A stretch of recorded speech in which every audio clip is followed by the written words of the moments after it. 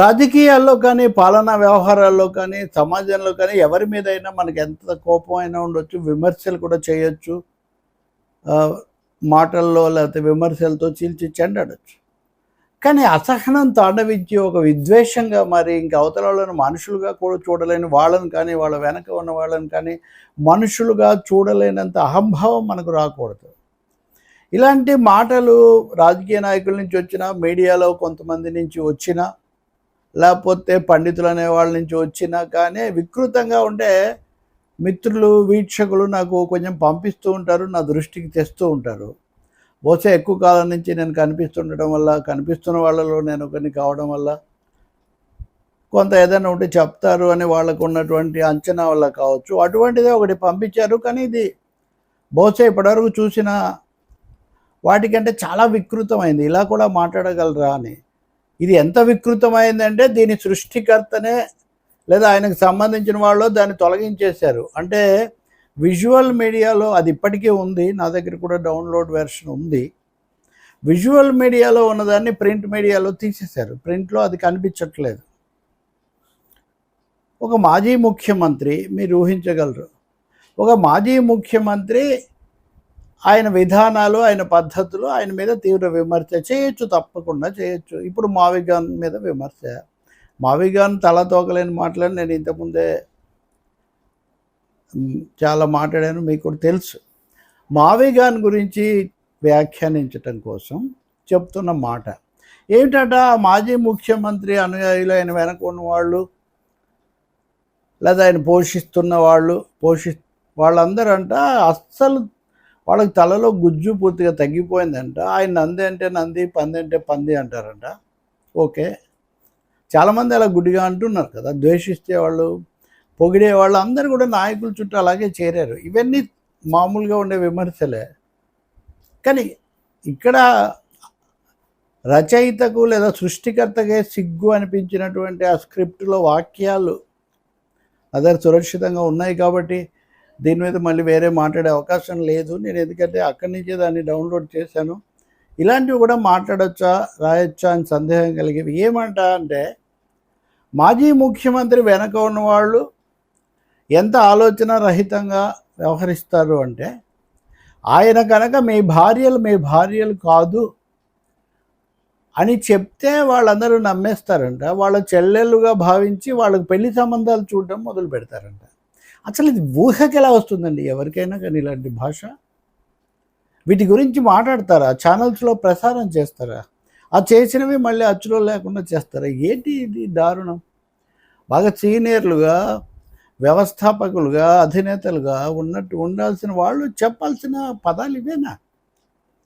మళ్ళీ దాన్ని తొలగించి అచ్చులో అయితే చాలా వరకు మీరు చూడండి, అనేక మంది అచ్చులో ఒక విధంగా ఉంటుంది, వాళ్ళు మాట్లాడింది ఒక విధంగా ఉంటుంది. నేను ఉదాహరణకి ఈరోజు అమరావతి మీద నా వ్యాసం రాశాను.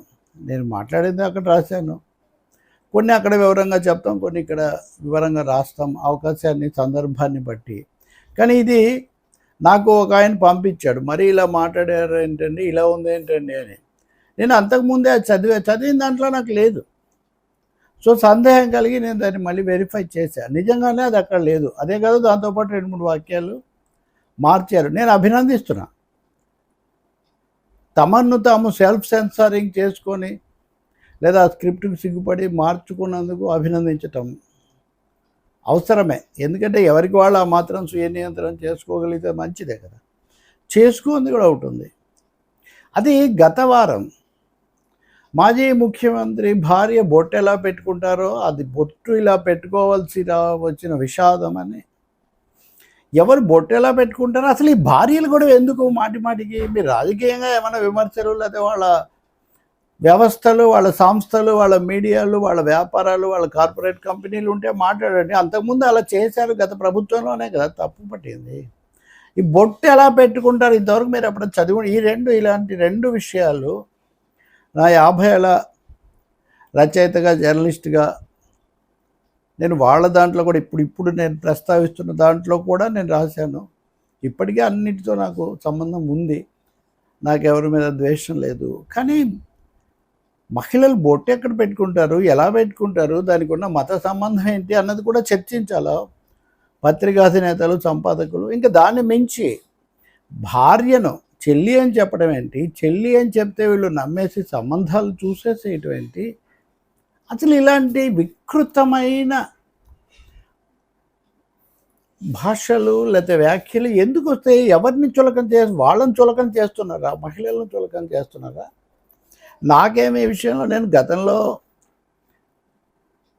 ఆంధ్రప్రదేశ్ శాసనసభలో గత ప్రభుత్వంలో జరిగిన వాటిని నేను చాలా తీవ్రంగా ముందుగా ఖండించాను. నిజానికి చాలాసార్లు చెప్పాను, ఇది ఏ ఒక్కరికంటే ముందుగా ఆయన మాట్లాడింది విని నేను ఖండించాను. కాబట్టి నాకేమీ లేదు. ఈ విధంగా పదే పదే అసందర్భంగా మహిళలను, లేకపోతే ఇదిగో పెళ్ళాన్ని చెల్లి అనుకుంటారు, చెల్లిని పెళ్ళాం అనుకుంటారు. ఏమి భాషలు అండి ఇవి? ఎందుకు ఇటువంటివి రాశారు? రాసినవి తీసేశాక మళ్ళీ కనీసం ఆ ఎడిటర్స్ ఎవరో ఛానల్లో కూడా తీసేయాలి కదా, తీసేయలేదు. ఇప్పటికీ అది ప్రసారం అవుతుంది. అంటే ఛానల్లో పర్లేదు, ప్రింట్లో ఉండకూడదు అనుకున్నారా? తెలీదు. కానీ ఇలాంటి ఈ స్థాయిలో ఇంత ముఖ్యమైన ఎవరో సోషల్ మీడియాలో అల్లాటప్ప రాశారంటే వేరే విషయం. ఇక్కడ బాగా సుపరిచితులు, వ్యవస్థితులు, వెల్ ఎస్టాబ్లిష్డ్, పైగా చాలా తప్పులు చెప్పేవాళ్ళు. వద్దండి అని కోరుకుంటారు మహిళలు. ఇటువంటివి వద్దని. ఎందుకంటే ఇంకా 2-3 ఇటువంటివి ఉన్నాయి చేయాల్సినవి, మాట్లాడాల్సినవి. మిగిలినవన్నీ విమర్శిస్తాం, కానీ మీడియా మా మీద ఉండకూడదంటే కుదరదు కదా. ఎవరు చెప్పినా కానీ ఇంత ఘోరంగా ఉండేంత మూర్ఖులు ఏ పార్టీలో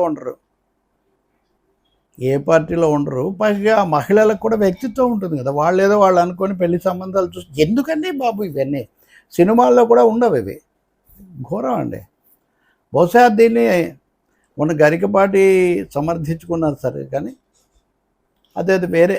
దానికి సంబంధమే ఉంది. అది పేదలు, పిల్లలు మధ్యాహ్న భోజనం గురించి మీడియాలో విషయాలు కాబట్టి నేను ప్రస్తావిస్తున్నా. నేను వీళ్ళని కూడా చెప్తున్నా. అది కొంత పొరపాటు భావం కలిగించింది, దాన్ని మేము అందుకే తొలగించామని చెప్తే చాలా గౌరవంగా ఉంటుంది. ఎలాగో తొలగించాను కదా. రెండవది, ఈ వీడియో చూసిన తర్వాత ఛానల్లో కూడా తొలగించుకుంటే మరీ మంచిది. భవిష్యత్తులో అయినా సరే రాజకీయంగా మహిళల మీదైనా, పురుషుల మీదైనా, ప్రభుత్వ అధినేతల మీదైనా, మాజీల మీదైనా, ఏ పార్టీ వాళ్ళ మీదైనా మీరు విమర్శించండి.